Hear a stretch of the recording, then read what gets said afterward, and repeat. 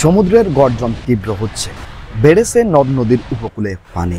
অমাবস্যার জোয়ার হু হু করে ঢুকছে ছোট ফেনী নদীর শাখা পোশাখায়। গ্রামের মানুষ গভীর ঘুমে আচ্ছন্ন। হঠাৎ ঘুম ভেঙে যায় জোয়ারের পানির শব্দ শুনে। না, এটি কোনো গল্প কথা নয়। ছোট ফেনী নদীর পাশে বসবাসরত পরিবারগুলোর নিত্যদিনের আতঙ্ক। 2024-এর বন্যায় মুসাপুর রেগুলেটরটি ভেঙে যাওয়ার পর থেকে এমন আতঙ্ক বিরাজ করছে নদীর পাড়ে বসবাসরত পরিবারগুলোর মাঝে। স্থানীয়দের দাবি, মুসাপুর রেগুলেটরটি যত দ্রুত সম্ভব পুনর্নির্মাণের।